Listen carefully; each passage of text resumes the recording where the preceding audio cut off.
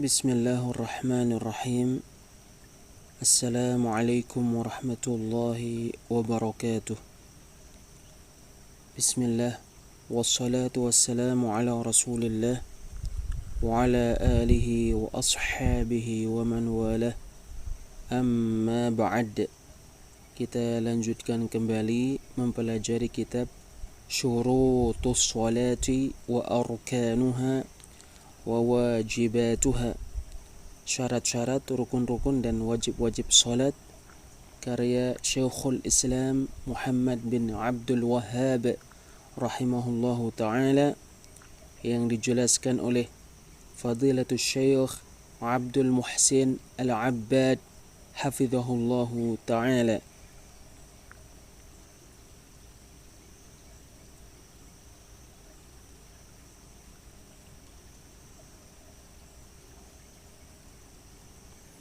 Malik Yaumiddin, Allah penguasa di hari pembalasan.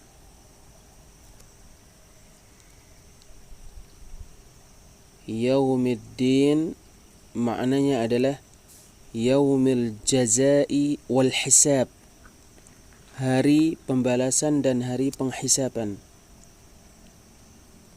Yauma kullun yujaza bi'amalih, pada hari semua orang amalannya dibalasi. In khairan fa khair, jika amalannya baik maka balasannya baik.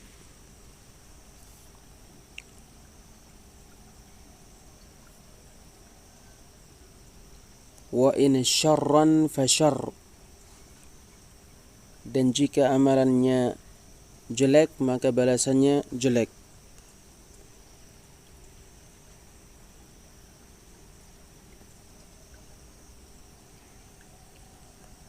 Wa dalilu qawluhu ta'ala, dalilnya firman Allah Ta'ala di surat Al-Infitar ayat 17 sampai 19.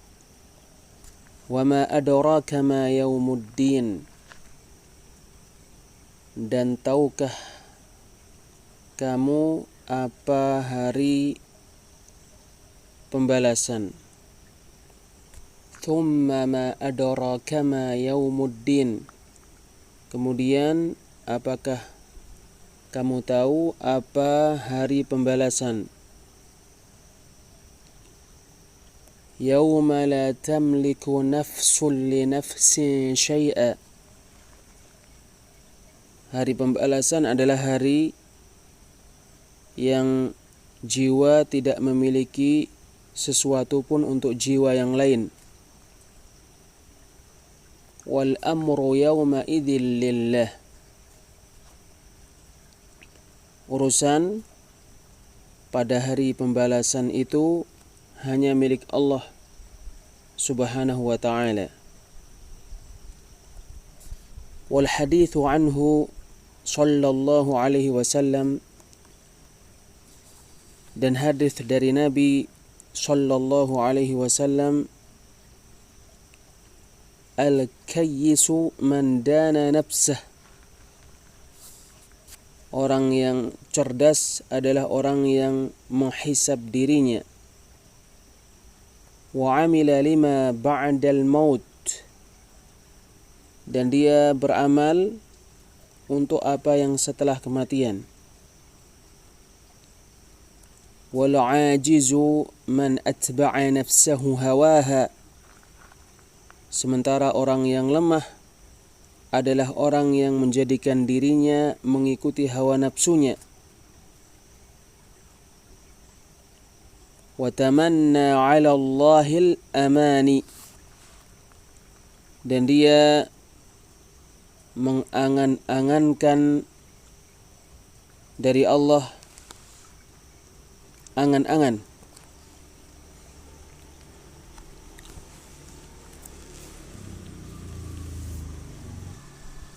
Allah subhanahu wa ta'ala maha menguasai segala sesuatu.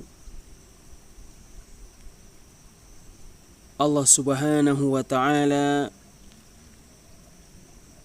menguasai dunia dan akhirat. Sesungguhnya kekuasaan Allah dikhususkan dengan hari pembalasan di firman Allah Azza wa Jalla, Maliki Yaumiddin.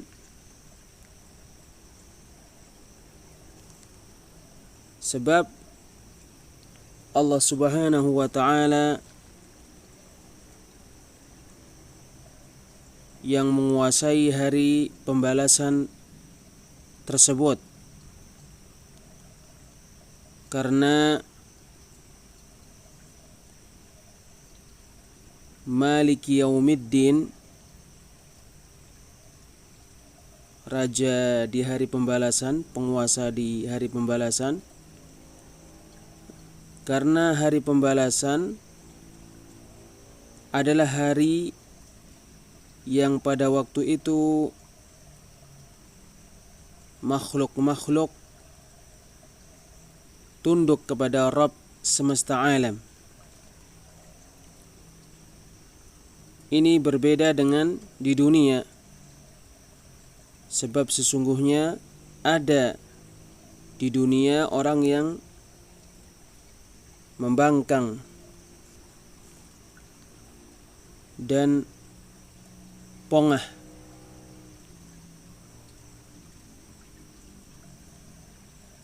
Dia mengatakan, Ana rabbukumul a'la, aku Rabb kalian yang maha tinggi. Serta dia mengatakan, Ma alimtu lakum min ilahin ghairi, aku tidak mengetahui kalian memiliki satu ilah pun selainku.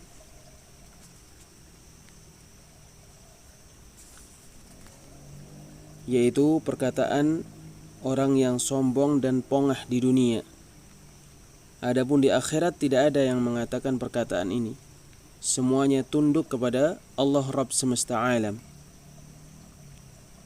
Hadis yang disebutkan oleh Syekhul Islam Muhammad bin Abdul Wahhab rahimahullah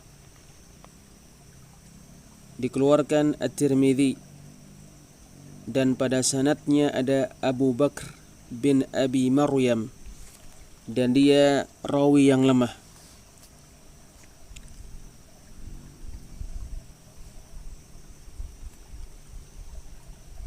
Perkataan Syekhul Islam Muhammad bin Abdul Wahhab rahimahullahu ta'ala, Iyyaka na'budu, hanya kepadamu kami beribadah. Ay la na'budu ghairak, yaitu kita tidak beribadah kepada selainmu. Ahdun bainal abdi wa baina rabbih alla ya'buda illa iyyah.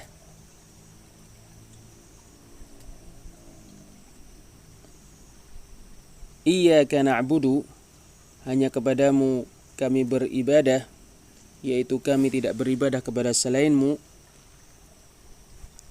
adalah perjanjian antara hamba dengan Rabb-nya, bahwa dia tidak beribadah kecuali hanya kepadanya. Wa iyyaka nasta'in, dan hanya kepadamu kami memohon pertolongan. Ahdun bainal abdi wa baina rabbih alla yasta'ina bi ahadin ghairillah. Hanya kepadamu kami meminta pertolongan adalah perjanjian antara hamba dengan Rabb-nya, bahwa hamba tidak meminta pertolongan kepada seorang pun selain kepada Allah. Allah Azza wa Jalla berfirman di surat Adz-Dzariyat ayat 56, wa ma khalaqtul jinna wal insa illa liya'budun, dan aku tidak menciptakan manusia dan jin kecuali untuk beribadah kepadaku. Mendahulukan objek yaitu iyyaka terkait ibadah dan permintaan tolong, padanya terdapat qasar dan ikhtisas, yaitu menjadikan ibadah hanya untuk Allah dan mengkhususkan ibadah hanya untuk Allah. Oleh sebab itu tidak diibadahi kecuali Allah, tidak dimintai pertolongan kecuali Allah.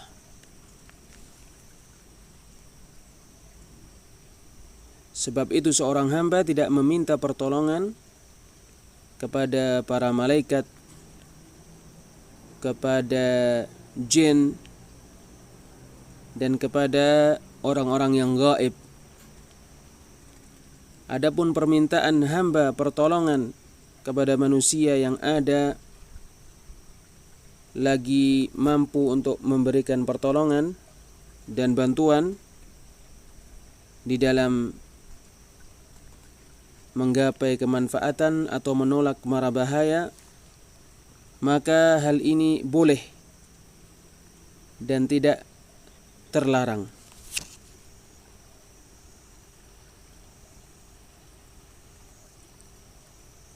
Perkataan Syekhul Islam Muhammad bin Abdul Wahhab rahimahullahu ta'ala, ihdinas siratal mustaqim, tunjukkanlah kepada kami jalan yang lurus. Ma'na ihdina dullana wa arsyidna wa thabbitna. Arti ihdina yaitu berilah kami petunjuk, berilah kami bimbingan dan kokohkan kami.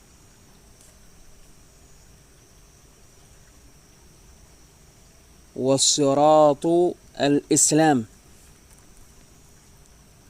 jalan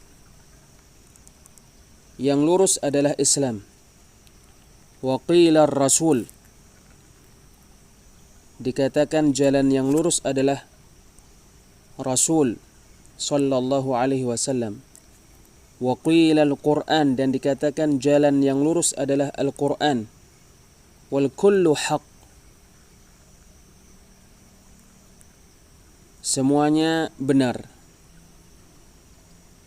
Wal mustaqimul ladzi la wijaja fih, dan yang lurus adalah yang tidak ada kebengkokan padanya, tidak ada penyimpangan padanya. Kebutuhan para hamba terhadap petunjuk pada jalan yang lurus di atas semua kebutuhan. Keperluan mereka terhadap jalan yang lurus di atas semua keperluan. Kebutuhan mereka terhadap jalan yang lurus lebih besar daripada kebutuhan mereka terhadap makanan dan minuman. Sebab makanan dan minuman sebab kelanggengan mereka di dalam kehidupan dunia ini. Adapun mereka mendapatkan petunjuk di jalan yang lurus, maka ia adalah sebab keberuntungan mereka dan kebahagiaan mereka di dunia dan di akhirat. Meminta petunjuk menuju jalan yang lurus mengandung meminta petunjuk menuju jalan kebenaran dan jalan petunjuk, dan mengandung meminta petunjuk taufik untuk meniti jalan yang lurus. Seorang hamba memohon kepada Rabb-Nya pada setiap rakaat dari rakaat-rakaat salat petunjuk menuju jalan yang lurus.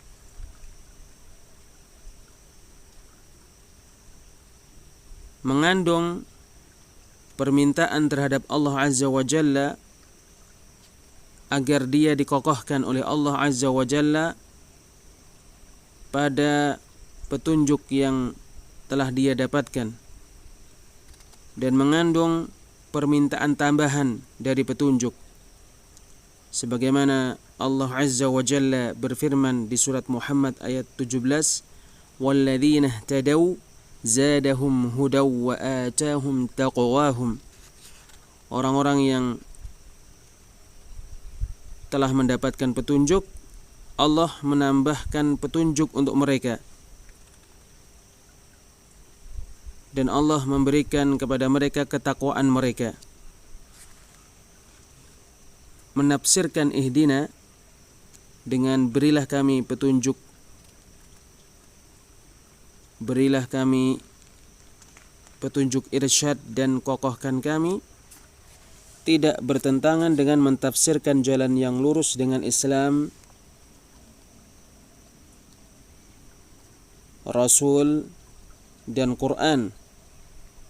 Sebab itu termasuk perselisihan yang bervariasi, bukan termasuk perselisihan yang saling bertentangan. Oleh karena inilah Syekhul Islam Muhammad bin Abdul Wahhab berkata, wal kullu haq, semuanya benar. Penafsiran-penafsiran salaf kebanyakan dari macam ini. Bisa jadi menafsirkan dengan lafaz-lafaz yang berdekatan, semuanya benar dan tidak ada pertentangan di antara lafaz-lafaz tersebut, sebagaimana ketika menafsirkan ihdinas siratal mustaqim. Dan bisa jadi mentafsirkan dengan contoh, yaitu mentafsirkan lafaz yang umum dengan sebagian bagian-bagiannya, seperti firman Allah Ta'ala, Rabbana atina fid dunya hasanah wa fil akhirati hasanah. Surat Al-Baqarah ayat 201. Wahai Rabb kami, berilah kami kebaikan di dunia dan kebaikan di akhirat. Sebab sesungguhnya mentafsirkan kebaikan dunia dengan istri salihah, atau dengan anak saleh, atau dengan harta yang baik, tidak ada pertentangan di antara penafsiran-penafsiran tersebut. Ia termasuk mentafsirkan dengan contoh. Wallahu a'lam bis-shawab. Insyaallah kita lanjutkan pada pertemuan yang lainnya. Subhanakallahumma wa bihamdik, asyhadu an la ilaha illa anta, astaghfiruka wa atubu ilaik. Wassalamu alaikum warahmatullahi wabarakatuh.